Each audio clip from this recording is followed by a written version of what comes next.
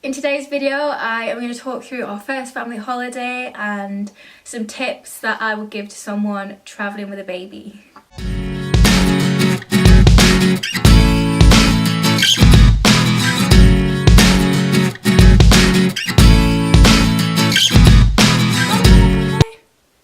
Does it look okay?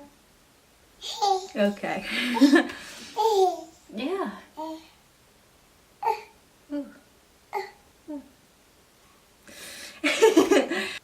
Hi everyone. So someone would like to help. She's a chatterbox. Hi everyone. So today's video I am going to talk about our first family holiday, which was in... When did we go on holiday? September, I believe. Yeah, September. We went on a cruise in September, so I wanted to talk through what our experience was, our first family holiday, traveling with a baby. I'll try and attach some photos as we go. We did take quite a lot, maybe, well, yeah, like 2,000. So I will talk through that, and then as I go, I will give what I thought was helpful, what I think helped a lot traveling with a baby, and what can help someone else.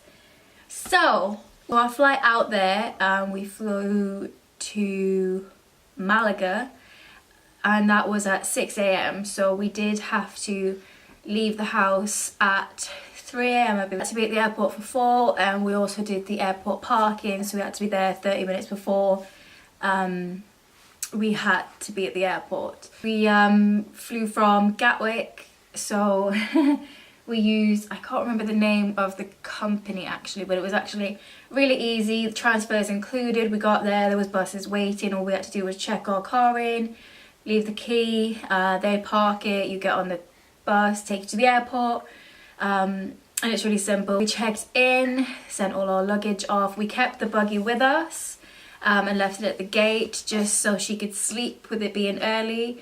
Not that she did sleep, I don't believe. No, she didn't. But it's there for them to try and get a nap in if you want them to.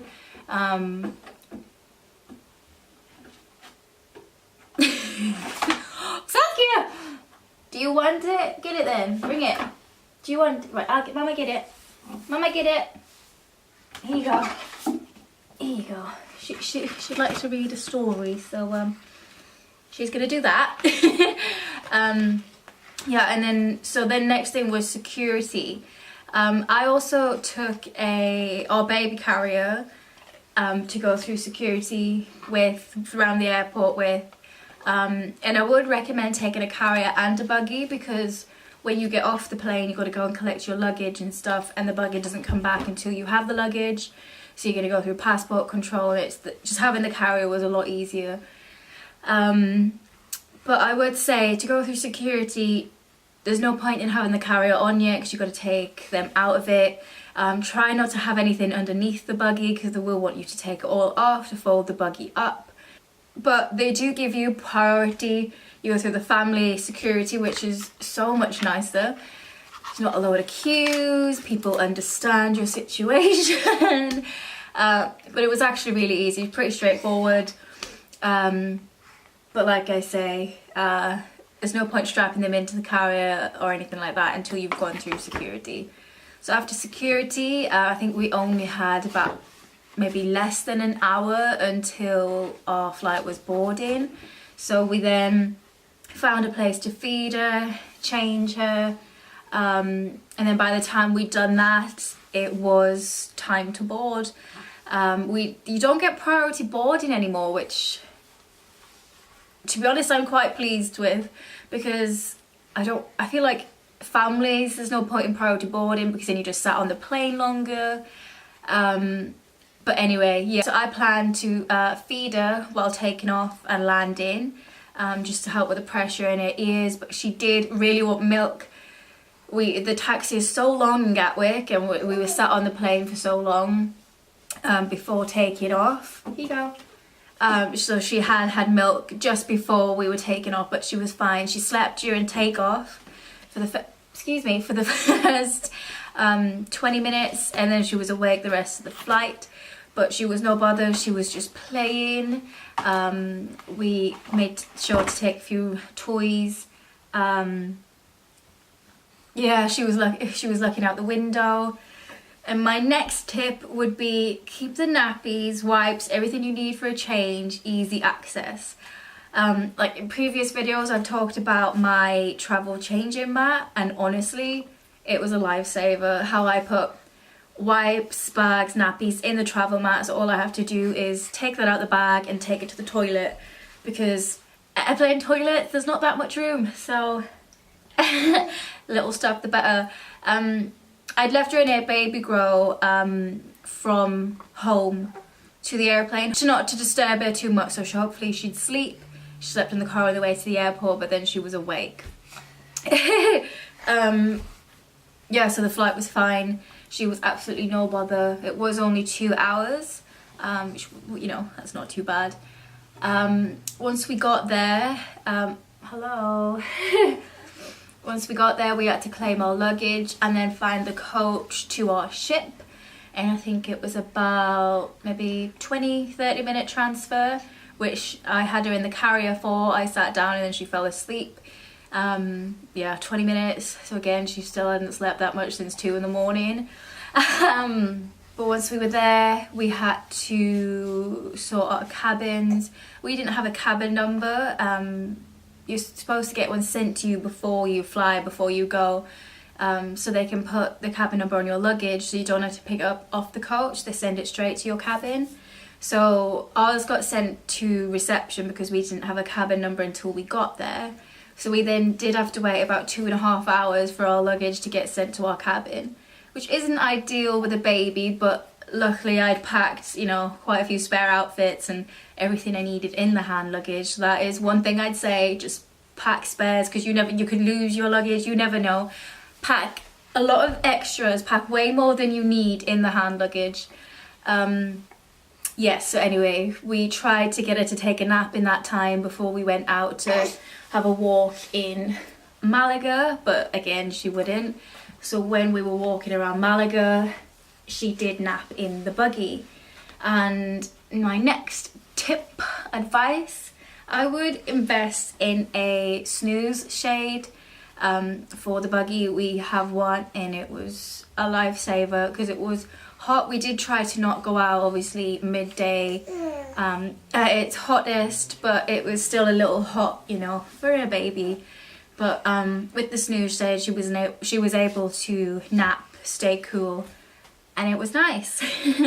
Oh, one thing I forgot to say, with the buggy, we got just a cheap, lightweight one that we didn't care if got lost, didn't care if it got broken, because, I mean, we know how they throw things around. Ours didn't actually break, but I'm glad we decided to do that because it was just a lot more lightweight, a lot easier to deal with. So yeah, anyway, so then we just sort of roamed around Malaga on the first day, relaxed a bit after travelling. It was a long day, and then we went to bed. So the next day, I believe, was Cadiz. Again, we had breakfast, and then we walked around, just explored places. And this is the day we lost one of our toys. And I've never felt so bad about anything in all my life. I mean, I know she's only little, she doesn't know, but I know how much she loved this giraffe hand puppet, and she lost him. We don't know how. I don't know how we didn't notice that. But I look at the pictures and you can see the little giraffe in the buggy, and then I remember we were walking back to the ship and I was like, oh, Mr. Giraffe isn't there. Where's Mr. Giraffe? And I felt so bad, and then we couldn't go back and look for it, but I'm glad she wasn't older. I'm glad she's young and, you know, didn't really know that she'd lost him. I think I was more bothered than anyone. Then that afternoon we went and played in the pool, which was a little chilly, so she didn't get to swim in it. We did buy a swim ring for her, but it was a bit too chilly for to put her in, so she just sort of sat and splashed a little bit, which was nice. It was sort of her first experience in water, because we hadn't started swimming or anything at that point.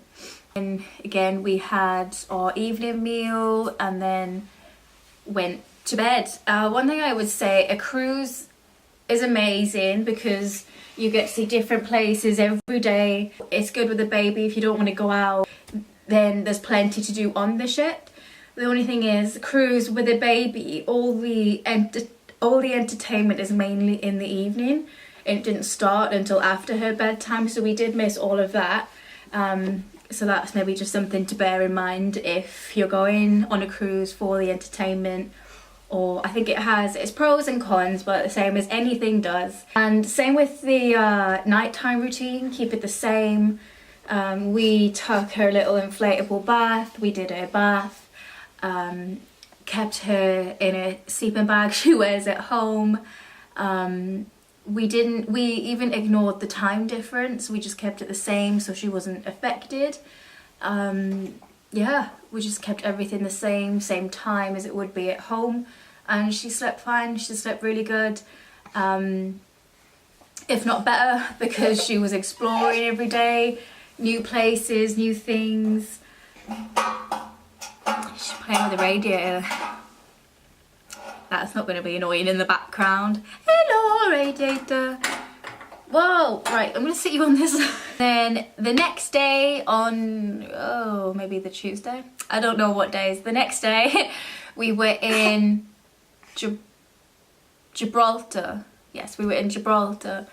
We got to watch the sunrise over Gibraltar Rock when we were having breakfast. We got to take pictures in front of the sunrise.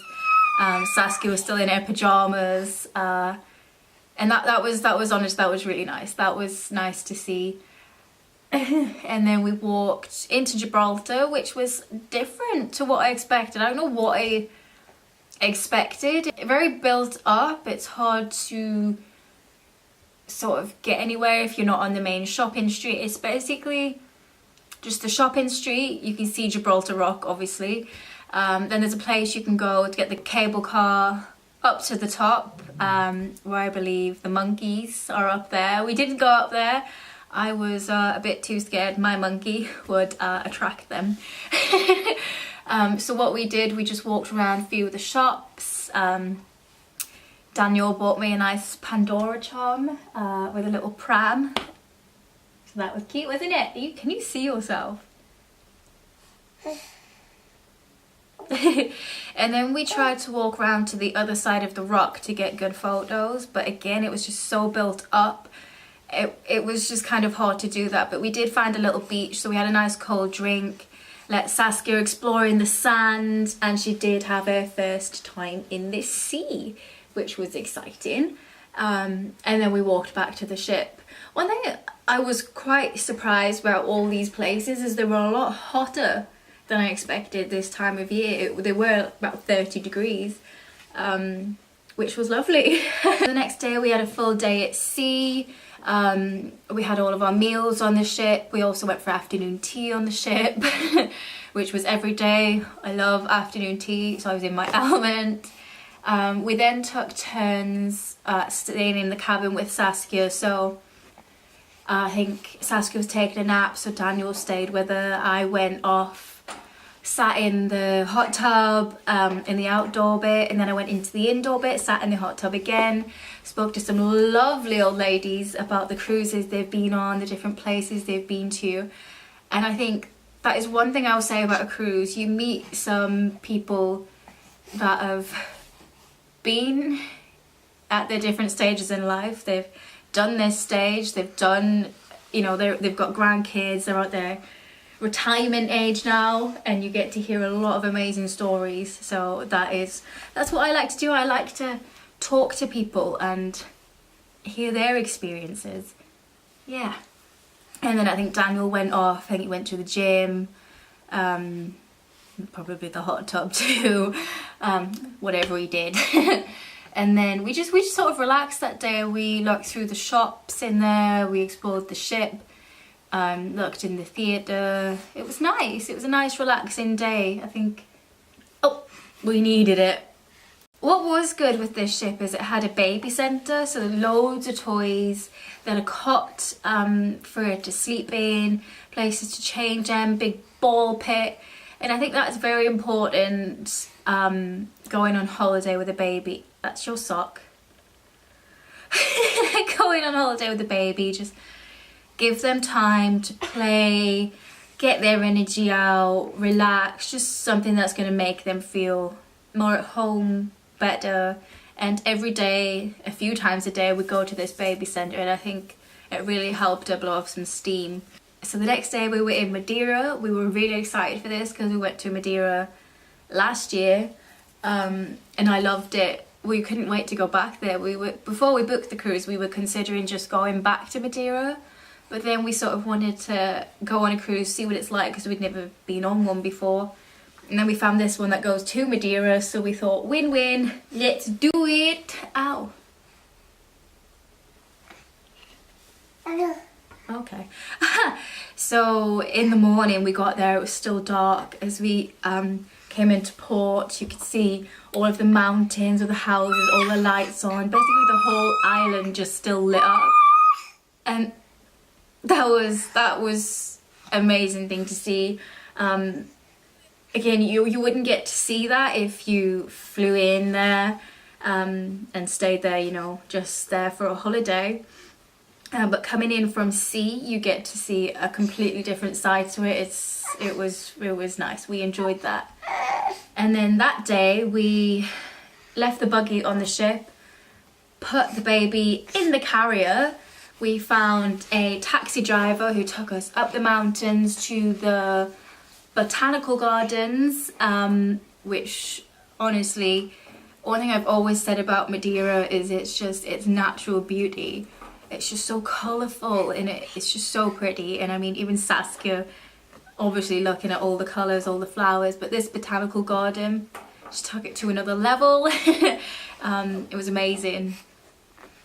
And then we headed back down, had some lunch on the ship. Then we put her in the buggy and took a walk out in Madeira again. We walked to a little cafe that we liked last year, so we went there, had a milkshake, I believe. I think Dan had some ice cream. Yeah, and then we headed back to the ship, and that is what we did, I think. Again, we probably just played in the baby centre, had our evening meal, did the nighttime routine. Next day, our last day, was Tenerife. We had to be out of our room at 8 AM, which I wasn't too keen on, but it was alright in the end because I knew we had the baby centre to try and put her down for a nap. Had a cot in there. So we had to have our luggage outside on the Thursday night, actually, the night before we had to leave. So that was kind of a pain because you had to have your clothes and everything out ready. So then like makeup bags, toiletry bags and stuff, we had to put in our hand luggage until last minute before we got on the coach. We had to slip them into our luggage. So it was a bit of a pain, but it was all right. So that day we walked around Tenerife a little bit. It was basically just all the shops, so we weren't too fussed on shops. So we sat by the pool. I had my bikini on underneath, so we were able to go for a little splodge. We played in the baby centre a lot. We did try to put her down for a nap, but as she was just about to go to sleep, someone came in and turned all the lights on. She was not happy about. They know it's a place where baby can go and relax. The lights are off, but come in and turn them all on, why don't you? And then our flight wasn't until midnight, basically, so we weren't getting picked up from the ship until 9 PM. So we had like the full day from 8 AM till 8:30, I think we had to be checked out for. The good thing was we were able to use all the all-inclusive things that whole day, so that was nice. And then flying home, the transfer was about an hour, I think. where she slept. I had her in the carrier. I had to take her out of the carrier to go through security, which was a bit but it was all right. She then did stay awake the whole time in the airport. We had about 2 hours to wait, just sort of walking up and down this one little bit. Yeah, the airport wasn't too big, but I had her in the carrier, just walking around. She did sort of whinge a little bit, but nothing too much. And then we were waiting to board the flight. They changed the gate. The gate came up and then it disappeared. Then we had to wait for it to come back on, and it turns out it was the same gate all along. And then once we got to the gate, we had to wait so long for someone to come to, you know, let us through. And at that point, she did fall asleep. And then on the plane, I fed her, and she slept the whole flight. Obviously, she woke up a few times to eat, just like she would if she was sleeping at home or something. This flight was 4 hours, so we landed at 4 AM, and then we had to get our transfer back to our car, which it was all straightforward. We got our luggage straight away, straight to our car, and then we had an hour's drive home, which again, she slept, so she was getting all this sleep. I think Daniel slept a little bit on the plane. I didn't sleep at all. Like, you know, I was holding her, I didn't want to. Yeah. And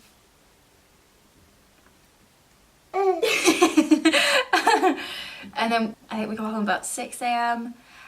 So Daniel went straight to sleep, put Saskia down for a little while, and then I went to sleep for maybe 30 minutes and Saskia was awake. So I think Dan slept until about 2 PM, so he had a good sleep. Mum, I didn't sleep. But no, we honestly really enjoyed it, and so did Saskia. You can see that in the photos, her little face, honestly. She's just so happy. She was loving all the attention on the ship. Everyone loved her. She was famous. Even in the airport, they were like, you were on the ship, we've been admiring your baby all week. Honestly, she just loved it, and I love taking her these places. And you like it too, don't you? That was our first holiday.